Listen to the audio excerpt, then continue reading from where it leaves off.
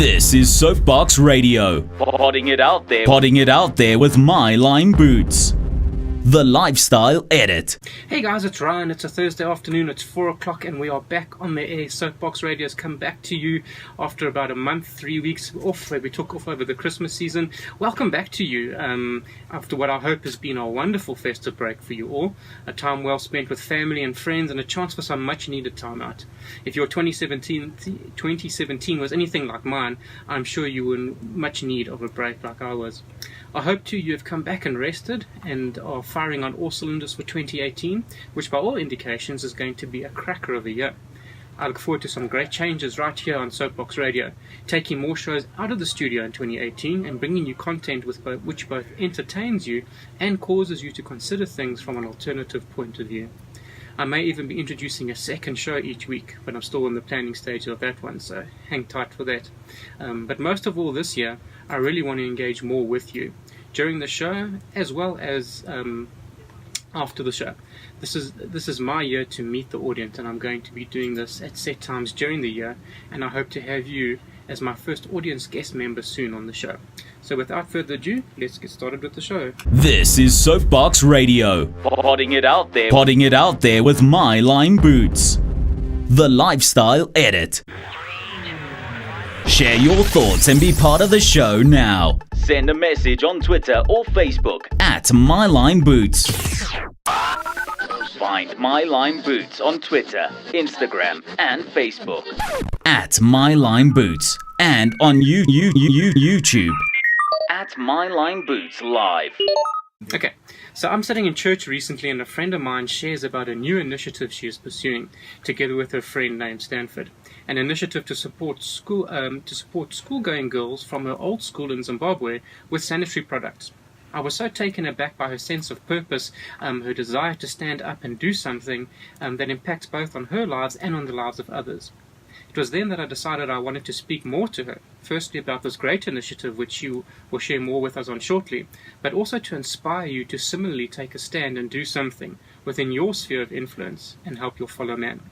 Having said that, let's jump straight into today's show and discussion and meet my first guest for 2018. Okay, welcome Anastasia.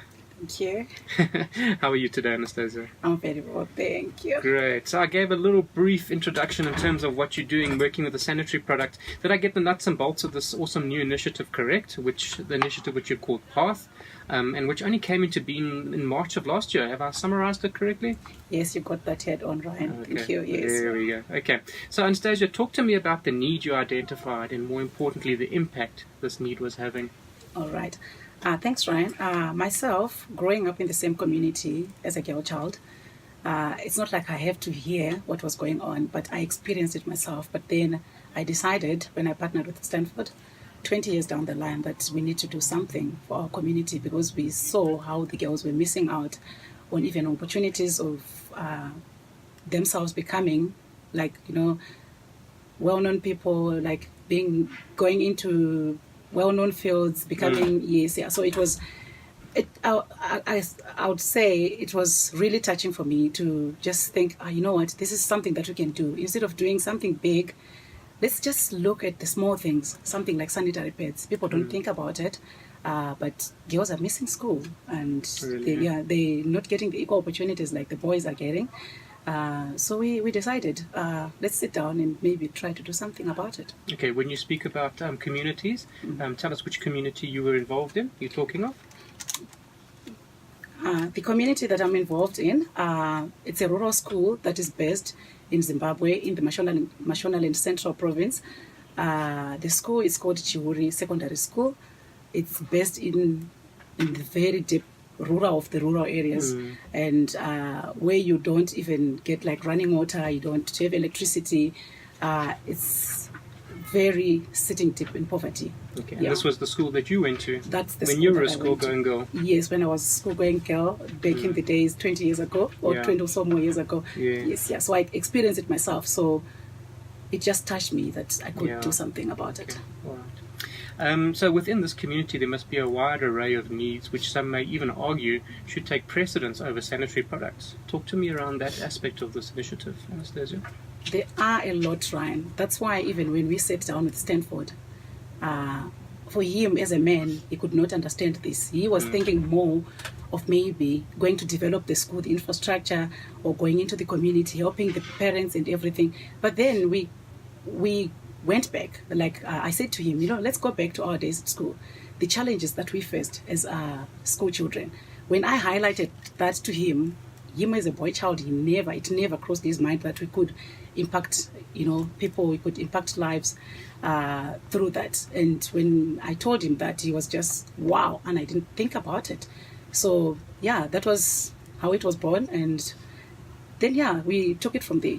And, I had the same reaction when you shared that in church on that Sunday. It was something that I would never have thought of. I can understand there possibly is a need like that, but as a man, it never crossed my mind to be something, and I would never have thought about that. So, really hats off to you. Did you get a lot of pressure in terms of providing for that need as opposed to other dire economic needs in the area? The pressure, yes, there is pressure, like social pressure. Remember, this is the community that I grew up in. Yeah. You go there, you've got relatives, you've got extended family that is still staying in the same area. But then you're thinking, okay, fine, I'm just going to help the children that you're not even related to. And your family members are going to look at you like, oh, really? So this is what you're going to do? You're not even helping us? Yeah. You're helping people that you are not even related to. I've got even like stepbrothers that are at the school, but we just targeted the girls because we saw that the girls, they are really missing out. Yeah. And that's a very real problem. It is a very real problem. How many days are they missing on average in a month? I would say 5 days. 5 days. Yeah, 5 days. My word, that's a quarter of the month of the yes. I was going to say working week, but school week. So you can imagine if each month if you're losing 5 days, then you can't catch up with the boys that are in school every day. 2%. Yeah. Okay. So a need was identified, Anastasia. Yes. What did you and Stanford then determine the best solution to be? The best solution to be, for us, we did say we are going to supply these girls with sanitary pads. As long as they are in school, they are not going to have that problem ever. And as long as we're still alive, we're still working, and we are going to try by all means to help them. And we sat down and we just decided, you know what, let's do something. How can we do this? We can't just go to people and be like, please help us. Then they will be like, okay, what have you done yourselves? Because this is your community. So when we sat down in March, when we started this initiative, we set ourselves that we are going to put money away. So we started saving money. Yeah. Yes, yeah. Of your own money, hey? Our own money from every your month. Salaries yes, every from month. Our salaries every month. In March, we saved, each of us, we saved 500 Rand. Then from then up to August, we were putting 1,000 Rand away. And we just wanted to prove to the community that before we go to the community, ask ourselves, because we're concerned, we are, that's our roots. So we can do something before we engage the world, that please help us. So, we were very disciplined. I'm very blessed to have Stanford with this, because he's very organized. Sure, so you guys literally put your money where your mouth was. This was a need you identified that you wanted to do something about. You took of your own money and put it, okay. So you and Stanford went on 2 trips to Zimbabwe last year in August and November. Yes. I want to talk to you about the first trip when we come back after this little break. But guys, send us your comments and your questions either on my Twitter account or my Facebook.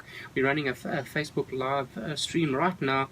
Talk to us, ask Anastasia some questions, and find out how you can get involved. We'll be back with you shortly. This is SoapBox Radio. Potting it out there with My Line Boots. The Lifestyle Edit. Share your thoughts and be part of the show now. Send a message on Twitter or Facebook at My Line Boots. Share your thoughts and be part of the show now. Send a message on Twitter or Facebook at My Line Boots. I'm back this afternoon chatting to my friend Anastasia about a great new initiative she is pioneering with her friend Stanford, helping young girls with sanitary products.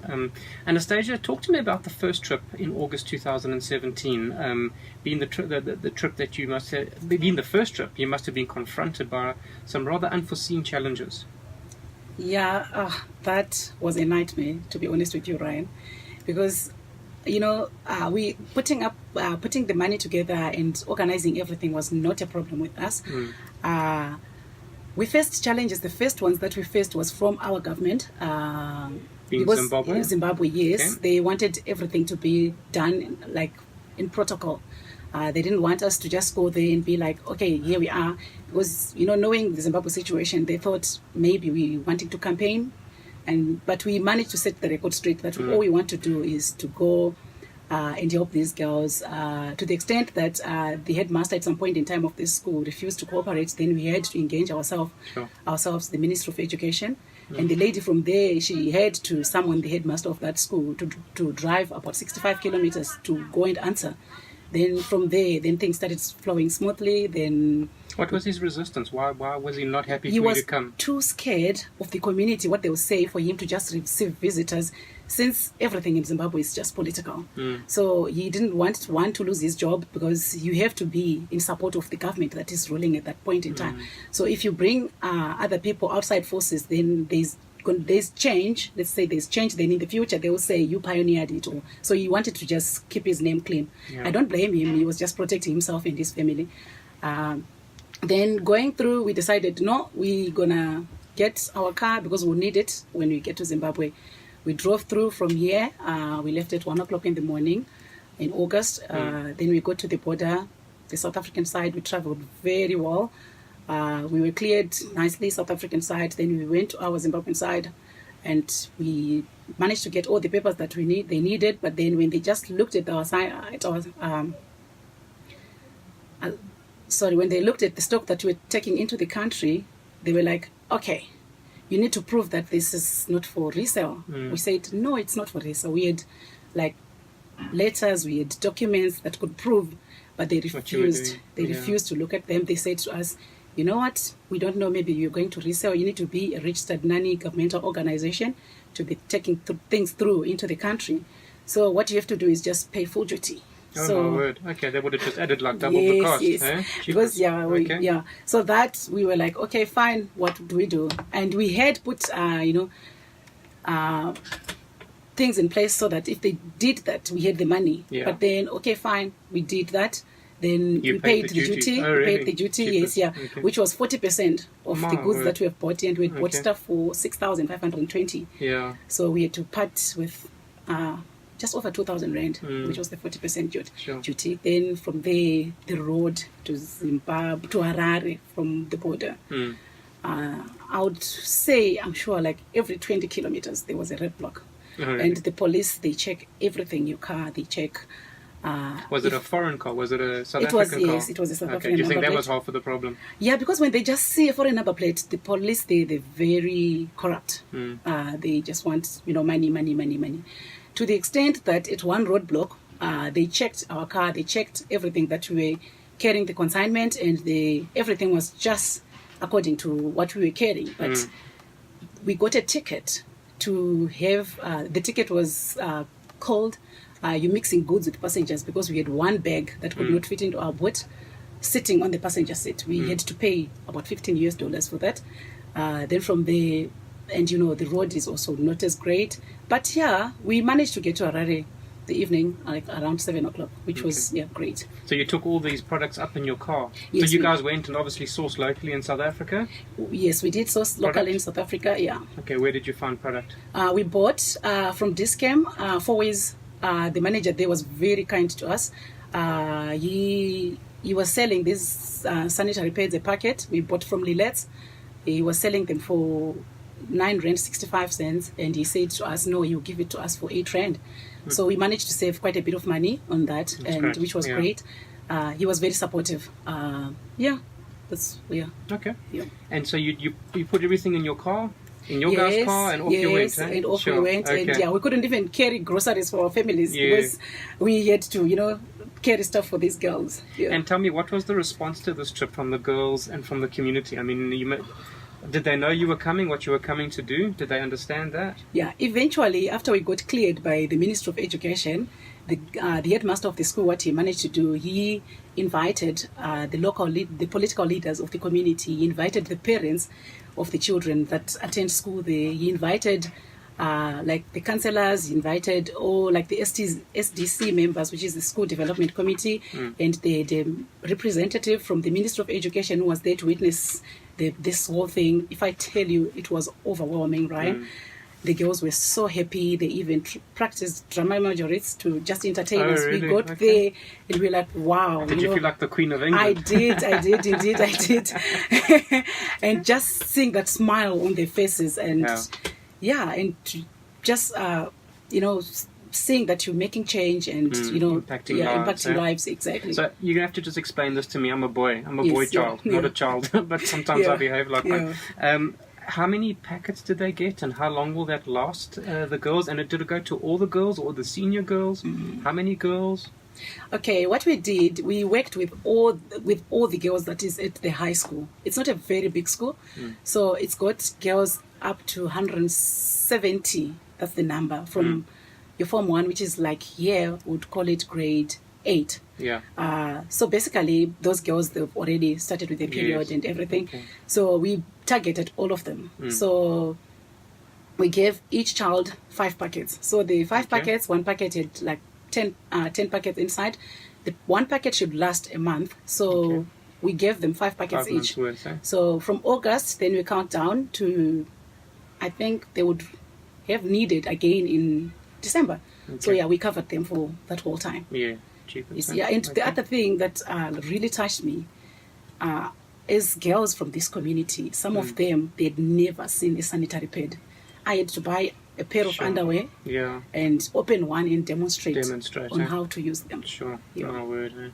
Okay, so definite need. It's definite need, and it was well received. The rest of the community?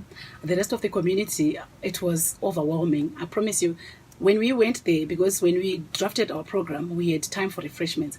So when we went there, in our mind, we were like, we're working with 170 girls. So we bought them like Coca-Cola cans, 170 of them. We bought 180, thinking they would be staff members. But when we got there, then we saw they were parents. They were like all these leaders of the, So we said, you know what? Let's not give the kids. Let's give the, the elders. So eventually we gave the elders. And the one other thing that like really touched me there is seeing some of the people, some of the girls that were even brighter than me when we were in school, coming there to represent their kids. They're just peasant farmers. They're in the rural areas. They've been just farming and raising children, and that's it. And you could see there was potential if that potential was well nurtured. Yeah. Okay. With the first successful trip under your belt, what learnings did you get from that trip? What will you do differently? I know you have done a second trip already, but there's another one on the cards. What did you learn in that process from that very first trip? The first trip for me, it humbled me down. It made me realize how much I'm blessed. That every time when I want to complain, I'm like, no, I shouldn't complain, because like I went back to this rural place after like 22, 23 years of living, school. Then I realized how much I was blessed, seeing the people that I went to school with and looking at them. They looked like 10 years older than me. Then I was like, we need to like really make a difference. That really touched me. Yeah. I see Stanford's listening on our Facebook live stream. He says, only selfless people can do this. You don't have to be a millionaire to impact positively on the community. And I think what you and Stanford are doing is exactly that. You are showing that anyone can do something where you have a desire in your heart. And that is really what attracted me to the story, to what you're doing, is that you are just an ordinary person, saw a need, and stood up. So I'm glad that's coming through. And thank you. Hats off to you, Anna. Okay, when you're there, you went back in November for a second trip. Yeah. How was this trip different to the August trip? Oh, that was just a breeze, Ryan. I want to tell you, I'm Christian, so I always get quote verses, scripture. I always say, whoever starts a good work in you will see it to completion. That's what Stanford always says as well. He says to me, Anna, this is not our work, this is God's work. Let's just do it. Let's just present ourselves so that God will help us. So when we came back from Zimbabwe, now we had evidence, we had pictures, we had tangible evidence that this is what we're doing. I'm very blessed that I work in a community that I work with people, like directly with people. So sharing my story, and it was just overwhelming, the response that I got from my clients. I'm not going to mention them, but the one client, who is a guy, he owns a company. He says to me, I saw him like just, I think 10 days before we left for Zimbabwe in November. He said to me, no. And it was first time for him to come to me. So it's not like I had a relationship with him. He's just also someone who's got the heart to help. So he said to me, no, I want to help you. I'm like, okay, Then he was like, yeah, get my number. So then it was a Friday, contacted him on the Monday. The next thing on the Tuesday, he said to me, give me your email address. I gave him my email address. Then next thing, an email pops up in my inbox. He's copied me. He's copied members of his company, like ordering somebody to go and buy sanitary pads for 5,000 rands and get them delivered. So, yeah, what I only had to do, I was so humbled with that. Like, someone that I don't know. Like, I haven't even spoken to him up to now. I just sent him, like, thanks after, like, thank you and an email to thank him. But it was just overwhelming. And then I had another person also, another client of mine, saying to me, I want to help you, Anna. Then I was like, okay. Then she said, no, give me your account details. The next thing, I'm sitting in church, I see a notification, 4,000 rand deposited in your account. I'm like, okay, she said she's going to give me 3,000. Okay, where is this other 1,000 coming from?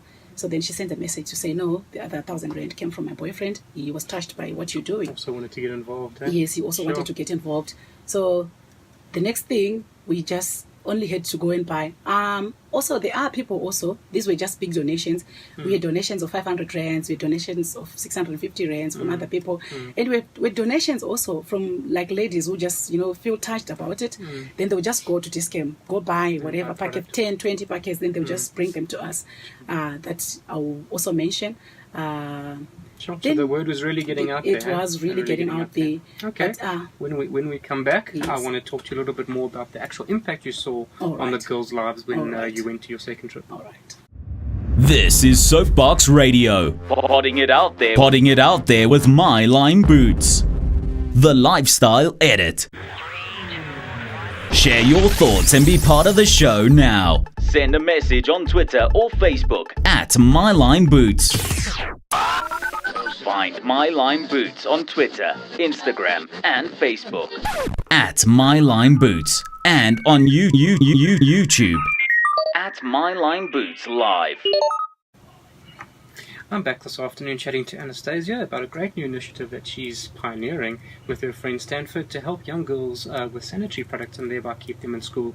Anna, when you went back in November for your second trip, what impact did you see from the first trip? What was the impact that you saw in the girls' lives as you returned the second time? It wasn't huge, Ryan, but the first time these girls, when they saw us, they were like, they didn't want to come anywhere close to us. Like we were different, we were like special and everything. And you could see the sad faces on, like that they lacking, and it's not just lacking sanitary pads. Imagine if you're lacking sanitary pads, then what about food? So it just goes deeper than that. But the second time we went, I promise you, these girls were just so open, even coming to us, thanking us, and please, like telling us what they want to do in life, and we're like, please, just keep on pushing it, and we were busy encouraging them. And there's even another teacher that after we went, she's also started like some group with the girls that she wants to take them to places, because they lack, the most big thing with them, they lack exposure from a rural school. And very isolated. Yes, very isolated, and it's really sad. Okay. You can't even comprehend it. If you've never been in the situation, you cannot. Okay. So after 2 successful trips to Zimbabwe, you are once again considering expanding the reach of your initiative to bring resources to the boys too. Yes. How many packs are they going to get?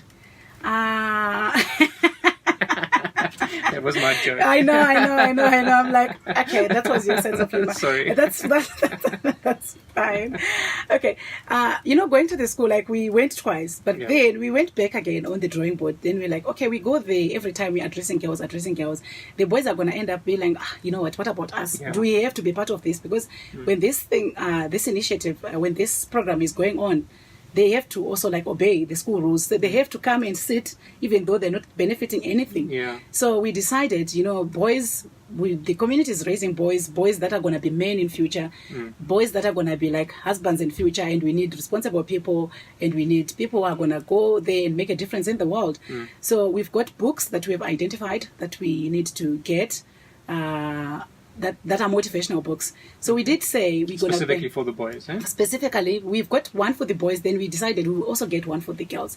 They will be school property, but then they will borrow them from school, then read, then return them to the school. And also something that was more that we put forward as challenging. Like, I don't know now with girls, like especially in urban areas, like here where we are now, the girls are much more clever. But back then, the rural areas, the girls, they've got social responsibilities of, taking up the house chores and everything, unlike boys. Yeah. So boys have got more time to study. So what we did put across, we did say to them, we're going to identify 5 top achievers of every year. And one, we're going to make badges. So if you achieve the best, you're going to carry a badge throughout the year. Once you fail, someone, does better than you, the badge is taken away from you, given to somebody. And then for the kids that are in grade 11, going into the final year, how they perform in the mid-year exams, the top 5, we are going to, for the next year, that will be the matric year final. We are going to pay for their school fees, and we're going to pay for the examination fees, which is a challenge. Sure. Because you even get parents, like clever kids like that. Mostly the parents are very less privileged. They even go and try and get help from the government, which is not helping. So they end up dropping off school. So really taking an initiative that's working and just expanding the horizons to try and help in other aspects which can be of help in that community. Sure. Okay. Anastasia, tell me, how have the retailers and product manufacturers taken to your initiative? Have they been of any help to you? You mentioned really. Discount just now. Yes, not really. We engaged one other company, I'm not going to mention the name. They said to us, I know they don't supply to small individuals, they only supply big companies, but I understand they've made their money, so they don't want to deal with us, people like us who are buying maybe 800 packets or 1,000 packets. So we haven't got any good response. So no uptake from the retailers. That's sad, I think. Okay. How can people listening get involved? If normal other people like myself want to get involved and help you, what are your needs? What can they help you with, and how can they get hold of you? They can contact me directly or Stanford directly, or we've got a page on Facebook that is called PATH, which is the name of this initiative, PATH. So if you go on Facebook, then you just like that page. We're always posting stuff and our events, whatever is coming up, we always do that. Or my Facebook account, you can look me up, Annastacia Teuro. My Instagram is also Annastacia Teuro, and my Twitter is also the same. Or contact Ryan. I'm sure you'll get 100%. If you guys have a look at my Facebook and my Twitter at the moment, you'll see I've just posted all of Anastasia's contact details. Get in touch with her if this is something that touches your heart or she inspires you. Anastacia, tell me, this interesting journey called life that you're on, what has life taught Anastacia so far? So far, life has taught me that you can plan, but the ultimate decision does not lie with you. It lies from a supernatural power, but you can plan. You go ahead and plan, but don't boast when things go into place, because there is a supernatural power that makes things happen. Talking from experience, because I can share my story right 100%. Here. I had 2 children. Then my one daughter got, they were both asthmatic, and I was praying all the time that God heals my children. But the last one, the baby, 2 months away from my birthday, I remember I was praying, I was fasting that please God give them health. But then what happens? My baby dies. So that's where I was like, okay, life, you can plan, but don't boast. Don't go and boast that, oh no, I'm a good planner because things have worked out for me. Things when they work out, just be grateful and don't boast. Just be humble and let God lift you up. I love that thinking. Lastly, Anastacia, what is your message of hope to young girls across Africa who probably have many odds stacked against them? Okay, to the girls, inspire them. Yes, Anastacia, of course, I'm going to inspire them. To the girls of Africa, I'm just going to say to you, yes, it can be done. I'm here sitting in South Africa. I've never, not in a million years, dreamt that I would be sitting here. Also, we're going through whatever you are going through in the rural areas, wherever, and going through your matric and failing it dismally. And then after you decide, okay, I can pick up these pieces. But for me, it took me getting married, having a baby, and then realizing, oh no, you need matric to make it in life. You need to go back on the desk to do it better. Then I remembered my English teacher, when I went back to redo my matric, because I went back after 9 years of completing it. I completed in 1994. Then I went back in 2002. My English teacher always used to say, these examiners, they test you to pass, not to fail.